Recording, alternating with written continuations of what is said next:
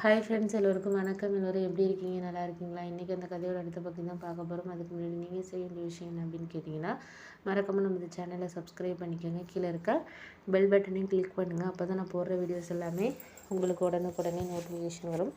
So மறக்காமல் சேனலை subscribe பண்ணிவிட்டு வீடியோ பாருங்கள் ஃப்ரெண்ட்ஸ். வாங்க நம்ம கதைக்குள்ளே போகலாம்.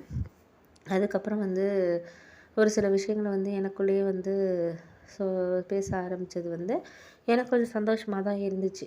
ஏன் அப்படின்னா, அண்ணனுக்கு ஒரு மேரேஜ் ஆகிடுச்சு. ஏன்னா அண்ணன் லவ் மேரேஜ் பண்ணாலும் அவருக்கு பிடிச்ச ஒரு பொண்ணை கல்யாணம் பண்ணிக்கிட்டு இருக்காரு. ஏன்னா அவரும் கஷ்டப்பட்டு இத்தனால அவரும் இவ்வளோ வருஷமாக வேலை பார்த்து எல்லாம் பண்ணி செஞ்சு கடைசியில் எதுவுமே ஒரு அவருக்குன்னு ஒரு சந்தோஷமான ஒரு வாழ்க்கையை அமைச்சிக்கிறதுங்கிறது அவருக்கு பிடிச்ச விஷயத்த அவர் செஞ்சுருக்காரு. அப்படிங்கிறப்ப எங்களுக்கு கொஞ்சம் சந்தோஷமாக தான் இருந்துச்சு. அதுக்கப்புறம் நான் என்ன பண்ணேன்னா, அப்பாவை போய் சமாதானப்படுத்தணும். ஏன்னா அப்பா கோவத்தில் போயிட்டு அவர் கதவை அப்படியே சாத்திக்கிட்டாரு. அதுக்கப்புறம் அம்மா நான் எல்லாருமே போயிட்டு அதுக்கப்புறம் அப்பாவை சமாதானப்படுத்தணும். அண்ணன் என்ன தப்பு பண்ணியிருக்கான்னு சொல்லிட்டு நீங்கள் இப்படி ரூமில் கதவை சாத்திக்கிட்டு இருக்கீங்க, என்ன விஷயம்? நீங்கள் கோவப்படுறது எதுவுமே கிடையாதுப்பா. அண்ணன் இப்போ எத்தனை வருஷமாக கஷ்டப்பட்டுருக்கான், வீடு கட்டியிருக்கான், எல்லாம் பண்ணியிருக்கான். அப்படி இருக்கிறப்ப அவனுக்கு ஒரு நல்ல விஷயம் நடந்திருக்குங்கிறப்போ அதை நம்மளும் அவங்க வீடு மாதிரி நம்மளும் வேணாம் அப்படி இப்படின்னு சொல்லிட்டு ஏற்றுக்காமல் இருந்தாலும் வந்த பொண்ணு என்ன நினைப்பாங்க அண்ணனை பற்றி? என்னடா இது, ஒரு குடும்பத்துக்காக இவ்வளோ கஷ்டப்பட்டுருக்காரு, ஆனால் இவருக்கு ஒரு நல்ல விஷயம் நடக்கிறப்போ இவங்க இப்படி பண்ணுறாங்களே அப்படின்னு சொல்லிட்டு யோசிப்பாரா யோசிக்க மாட்டாரா? கொஞ்ச நாச்சும் நீங்கள் நினச்சி பாருங்கப்பா அப்படின்னோடனே, அப்படி இல்லைம்மா, இருந்தாலும் ஒரு அளவு எனக்கு அவன் இப்போ கல்யாணம் பண்ணிக்கிட்டதுனால நம்மள்ட்ட ஒரு வார்த்தை சொல்லியிருக்கலாம்ல. நம்ம அவன் சந்தோஷமாக இருக்கணும் அப்படின்னு சொல்லிட்டு தான் எந்த அம்மா அப்பாவும் நினைப்பாங்க. யாரும் அவங்க பசங்க சந்தோஷமாக இருக்கக்கூடாதுன்னு நினைக்க மாட்டாங்க. அதை நீ என்றைக்கும் புரிஞ்சுக்கோ. அவன் சந்தோஷமாக இருக்கணும்னு தான் நானுமே நினைக்கிறேன். ஆனால் அது அவன் புரிஞ்சுக்கிற ஒரு இதுங்கிறது இல்லை. அவன் நம்மள்ட்ட ஒரு வார்த்தை ஃபோன் பண்ணி சொல்லியிருந்தானா நம்மளே நல்லா கிராண்டாக இங்கேயே நம்ம ஏற்பாடு பண்ணி மேரேஜ் நம்ம பண்ணியிருந்துருக்கலாம். இப்போ போய் ரிஜிஸ்டர் மேரேஜ் பண்ணிக்கிட்டு இப்போ அந்த பொண்ணுக்கும் கஷ்டம் தானே. இங்கே இருந்து அவங்க அம்மா அப்பா கிட்ட போய் நானும் அம்மாவும் போய் பேசியிருப்போம். யாராக இருந்தாலும் பையன் போய் பேசுகிறதுக்கும் அவங்க அம்மா அப்பா போய் ஒரு விஷயத்த எடுத்து சொல்கிறதுக்கும் நிறைய விதம் இருக்குல்ல. அதை ஏன் அவன் சொல்லாமல் இருந்துட்டான்? இது மாதிரி ஒரு பொண்ணை லவ் பண்ணுறது கூட நம்மள்ட்ட சொல்லலைல்ல இத்தனை வருஷத்தில் அப்படின்னு. சரிப்பா விடுங்கப்பா, அவன் ஏதோ எல்லாத்துலேயும் தெளிவாக இருக்கிறவன். அவன் இந்த விஷயத்தில் ஏதோ ஒரு இது பண்ணியிருக்கான். அதுக்காக அவனை நம்ம எதுவும் சொல்ல முடியாது. நீங்கள் அதையே யோசிச்சுக்கிட்டு அவனை இப்போ வந்திருக்கான். அவனே பல கஷ்டத்துலேருந்து தான் வந்திருக்கான். இங்கே போய் ரொம்ப கஷ்டப்பட்டு தான் அந்த பொண்ணையும் அழைச்சிட்டு வந்திருக்கான். அப்படி இருக்கிறப்போ இப்போ திருப்பி நீங்களும் அந்த மாதிரி சொன்னீங்கன்னா அவனால் அதை ஏற்றுக்க முடியாதுப்பா. கொஞ்சம் யோசிச்சு பாருங்கள் நீங்கள் எதாக இருந்தாலும் அப்படின்னோடனே, சரி அப்படின்னு சொல்லிவிட்டு அதுக்கப்புறம் ஓகே அப்படின்னு சொல்லிட்டு பார்ப்போம் அப்படிங்கிற மாதிரி சொன்னாங்க. அதுக்கப்புறம் ஒரு சில விஷயங்கள் எங்களுக்குள்ளேயே தோண ஆரம்பிச்சிச்சு. சரி, இது நம்மளுக்கு ஒரு சில விஷயத்த நம்ம யோசித்து இது பண்ணி இது பண்ணுவோம் அப்படிங்கிற மாதிரி யோசிச்சுக்கிட்டு இருந்தோன்னா அதுக்கப்புறம் அப்பா ஒரு வழியாக சமாதானப்படுத்துகிறோம்.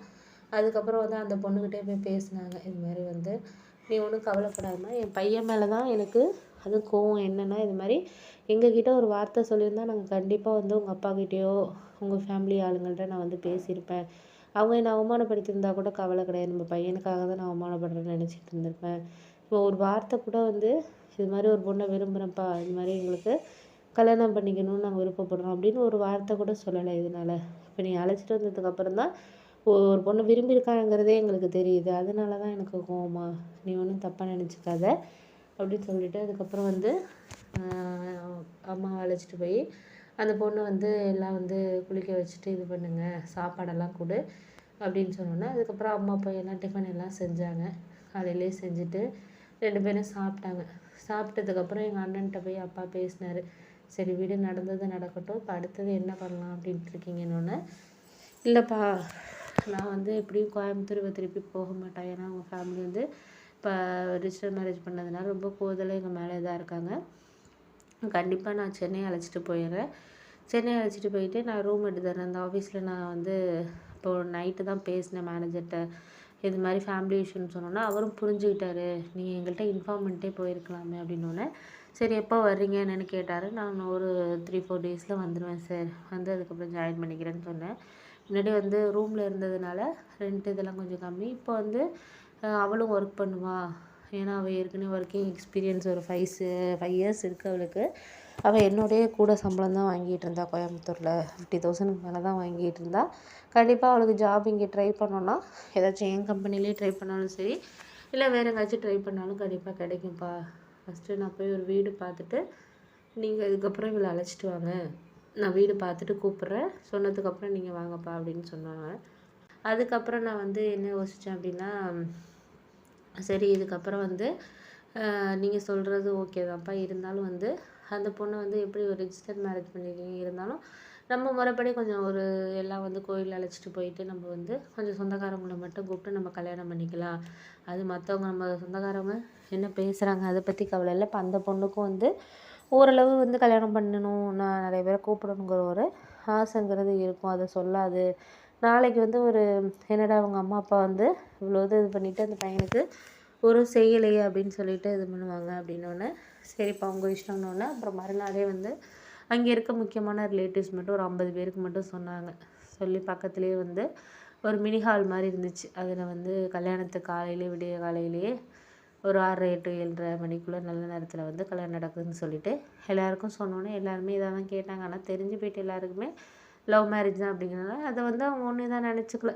சரி இப்போல்லாம் அந்த பிள்ளைங்க எல்லாரும் அவங்க விருப்பப்பட்டவங்கள தானே கல்யாணம் பண்ணிக்குதுங்க, அதெல்லாம் நம்ம சொல்ல முடியாத மாதிரி நிலமையில தான் இருக்கணும் அப்படின்ட்டு அவங்களாவே வந்து சரி பண்ணி தான் இது பண்ணிட்டாங்க. அதுக்கப்புறம் வந்து ஓகே அப்படின்னு சொல்லிட்டு அதுக்கப்புறம் வந்து எல்லோரும் வந்து ஒரு ஒரு 2-3 நாளுக்கு அப்புறம் வந்து கல்யாணம் வந்து ஏற்பாடு பண்ணியிருந்தாங்க.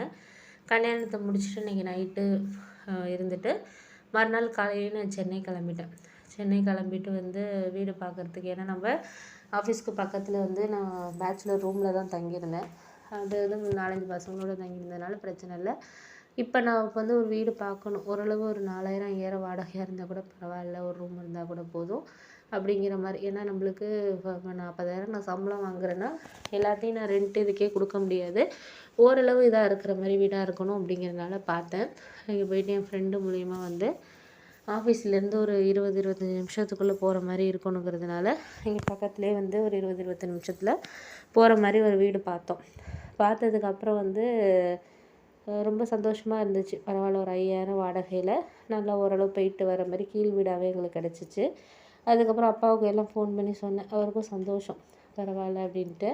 அதுக்கப்புறம் நாங்கள் மறுநாளே வந்து அந்த பொண்ணு அதுக்கப்புறம் வந்து அம்மாவை கொஞ்ச நாள் வந்து எங்களோட இருக்க சொல்லுங்கப்பா, ஒரு 2-3 மந்த்து. ஏன்னா புது இடங்கிறதுனால அவளுக்கும் கொஞ்சம் வேலை கிடைக்கிற வரைக்கும் கொஞ்சம் அம்மா இருக்கட்டும், ஒரு 1 மந்த்னாச்சும் எங்கள் கூட இருக்கட்டும் அப்படின்னோடனே அப்பாவும் சரி ஓகே, தம்பியும் தான் வேலை பார்க்குறா, நானும் தான் வேலைக்கு போயிடுவேன், நாங்கள் கடையில் சாப்பிட்டுக்குறோம், ஒரு மாதம் தானே பார்த்துக்குறோம்ப்பா, அதை பற்றி ஒன்றும் பிரச்சனை இல்லை அப்படின்னு சொல்லிட்டு அப்புறம் வந்து அம்மாவும் எங்கள் கூட தான் இருந்தாங்க. அதுக்கப்புறம் வீடெல்லாம் பார்த்து வச்சுட்டு நானும் அப்பாவும் வந்துட்டோம்.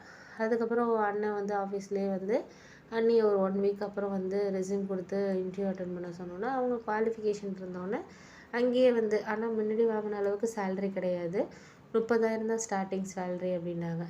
ஓகே அப்படின்னு சொல்லி தோணுச்சு. ஏன் அப்படின்னா நம்மளுக்கு வந்து ஒன்றும் இல்லாமல் வீட்டில் நம்ம சும்மா இருக்கிறதுக்கு ஏதோ ஒரு சேலரி இருக்குது, ஒன்றாவே போயிட்டு வந்துக்கலாம் எல்லாமே அப்படிங்கிறனால. ஆனால் வேறு வேறு ஃப்ளோர், மொத்தம் இங்கே வந்து 7 ஃப்ளோர், அதில் வந்து அண்ணன் ஒரு ஃப்ளோர் அண்ணி ஒரு ஃப்ளோர் அப்படி தான் இருந்தாங்க. அதுக்கப்புறம் வேலை கிடைச்சதுக்கப்புறம் வந்து அம்மா வந்து ஒரு 1 வீக் இருந்தாங்க. அதுக்கப்புறம் வந்து அவங்களுக்கும் வந்து 2 பேரும் வேலைக்கு போயிட்டு வராங்க. இவங்க மட்டும் ஒரு மாதிரி தனியாக இருக்க மாதிரி. இங்கேனா அம்மா டைலரிங்லாம் வந்து இதை தைச்சி கொடுத்துட்டு இருந்தாங்க தெரிஞ்சவங்களுக்கு. அதனால் டைம் போகிறது அவங்களுக்கு தெரியாது. நான் இங்கே அப்படி கிடையாது, ஒரு மாதிரி டைம் போகிறதே தெரியாத மாதிரி இருந்துச்சு. போரிங்காக போனதுனால அதுக்கப்புறம் அண்ணன்ட்ட சொல்லிவிட்டு, இது மாதிரிப்பா நீங்கள் தான் வேலைக்கு போகிறீங்க, அந்த பொண்ணை பார்த்துக்கங்க, நான் போயிட்டு ஒரு 10-15 நாள்லேயே நாங்கள் வர்றோம் அப்படின்னு சொல்லிட்டு அப்புறம் வந்தாச்சு. வந்ததுக்கப்புறம் நானும் ஒய்ஃபும் வேலைக்கு போயிட்டுருந்தோம். ஓரளவு நல்லா தான் போயிட்டுருந்துச்சு. ஒரு மாதத்துக்கு கிட்டத்தட்ட எங்கள் செலவெல்லாம் போக ஒரு 50,000 வந்து மிச்சம் பண்ணுற மாதிரி தான் இருந்துச்சு. வாடகை, மளிகை ஜாமான், பெட்ரோல் எல்லாம் சேர்த்து ஒரு 50,000 நாங்கள் மிச்சம் பண்ணிக்கிட்டே இருந்த மாதிரி இருந்துச்சு. ஓரளவு சேவிங்ஸில் தான் போயிட்டுருந்துச்சு. அப்புறம் ஒரு 3-4 மந்த்து கழித்து ஒய்ஃப் வந்து கன்சீவ் ஆனாங்க. ஆனால் அவங்க ஆஃபீஸில் வந்து அந்தளவுக்கு ரொம்ப ஒர்க்கு வந்து அவங்களுக்கு ரொம்ப இருக்காது. சிஸ்டமில் உட்காந்து பார்க்குற மாதிரி ஒர்க்கு தான். அதனால வந்து ஒரு 7 மந்த் வரைக்கும் நான் போகிறேங்க அப்படின்ற மாதிரி சொன்னாங்க. சரி ஓகே அப்படின்னு சொல்லிட்டு நானும் கார் வந்து கேப் வந்து புக் பண்ணியிருந்தேன். 2 பேருமே அதிலே போய்க்கிற மாதிரி. மாதம் இது பெட்ரோலுக்கு ஒரு 2000 ஆகுதுன்னா இது கூட ஒரு 2000 ஆகும். இருந்தாலும் பரவாயில்ல, கொஞ்சம் சேஃப்டியாக போயிட்டு வரணுங்கிறதுனால அங்கேயே புக் பண்ணியிருந்தோம். புக் பண்ணிவிட்டு ரொம்ப சந்தோஷமாக இருந்துச்சு. அம்மாவுக்கும் வந்து இது மாதிரி கன்சீவ் ஆனோன்னா வேலைக்கு போனேன்னு தான் சொன்னாங்க. அதுக்கப்புறம் அப்பா சொன்னார், அந்த பொண்ணுக்கும் கொஞ்சம் வீட்டிலே இருந்தால் கஷ்டமாக இருக்கும், ஒரு 7 மந்த் வரைக்கும் இருக்கட்டும், அப்புறம் நம்ம அழைச்சாந்து இங்கே நம்ம பார்த்துக்கலாம் அப்படிங்கிற மாதிரி சொன்னாங்க. சரி ஓகேன்னு சொல்லிட்டு இப்படியே போயிட்டு இருந்துச்சு. ஒரு 7 மந்த் ஆனதுக்கப்புறம் வந்து அம்மா வீட்டுக்கு அழைச்சிட்டு போயிட்டு, அதுக்கப்புறம் வந்து அவங்க அம்மா அப்பாவும் கொஞ்சம் மனசு மாதிரி வந்து ஃபோன் பண்ணாங்க இது மாதிரின்ட்டு. நான் தான் பேசினேன், இது மாதிரி வந்து